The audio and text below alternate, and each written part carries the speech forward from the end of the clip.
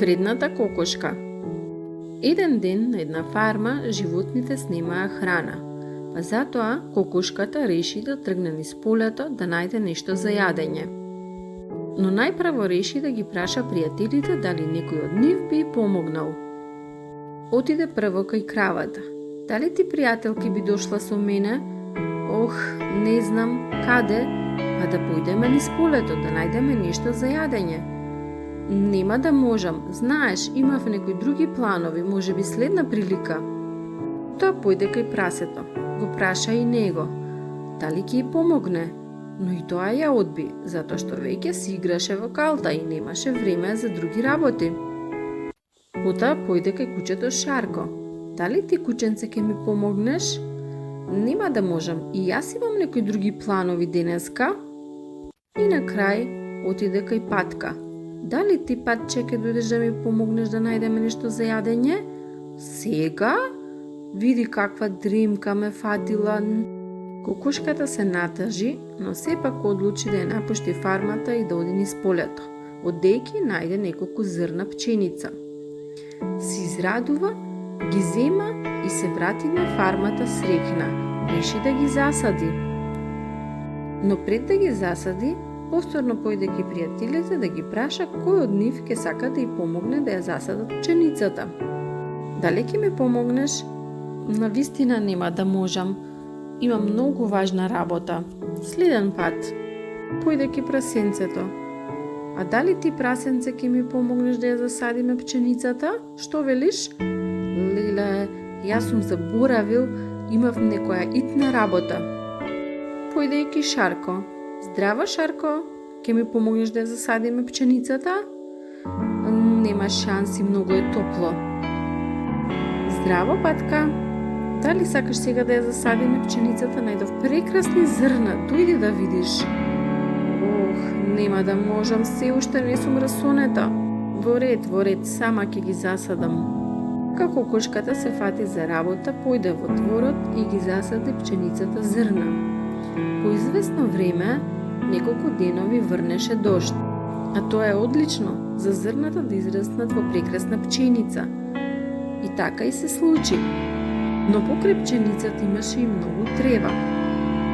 Тревата требаше да се исчисти, ги праша пријателите дали ќе ја помогнат, но сите ја одбија.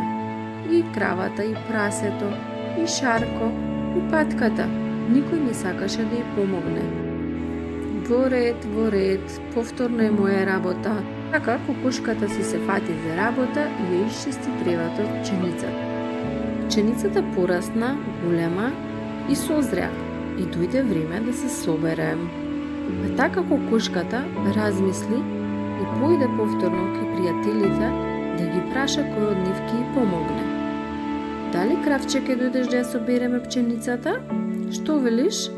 Ете, види таму, многу е голема и убава.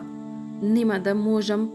Ти, прасенце, што велиш? Ќе дојдеш да ми помогнеш? Тешко дека ќе дојдам. Многу е жешко надвор.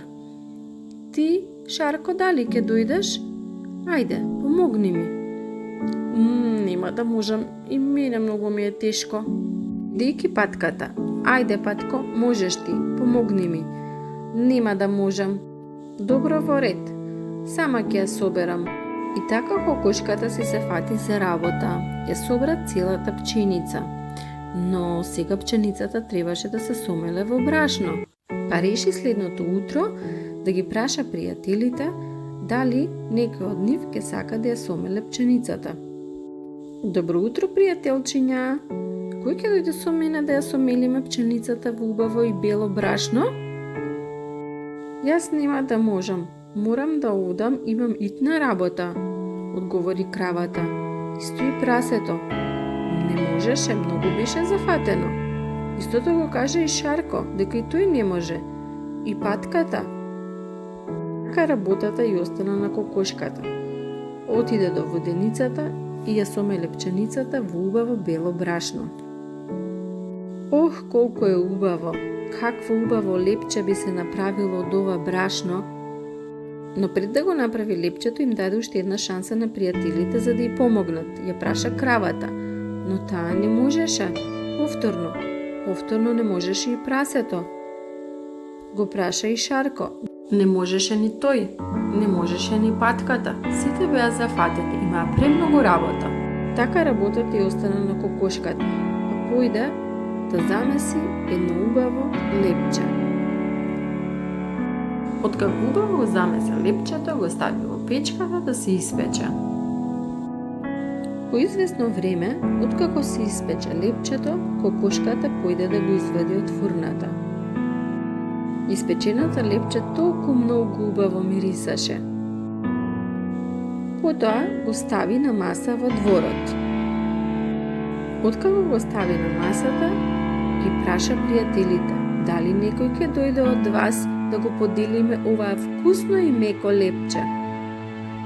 Откако слушнаа животните, дотрчаа крај масата. Оф, колку убаво мириса и колку е меко, а ние сме толку многу гладни. Ајде брзо подели го, велеше прасето, и да јадеме, затоа што не можам да издржам, туку многу сум гладен. О, не. Само јас ќе јадам од лебов, затоа што се јас сама сработив. Никој од вас не ми помогна. Сама го најдов, сама го засадив, сама го одгледував, сама го замесив, значи се направив сама. А вие сите си одмаравте по цел ден. И зима кокушката сладко да јаде од лебот. Кравата, прасето, кучето и патката толку многу се засрамија и ја научија лекцијата. Кокушката виде дека низините пријатели на вистина ја научија лекцијата и им подели на сите по едно парче од лебот. Така сите се гоштеваа на фармата, благодарение на вредната кокошка.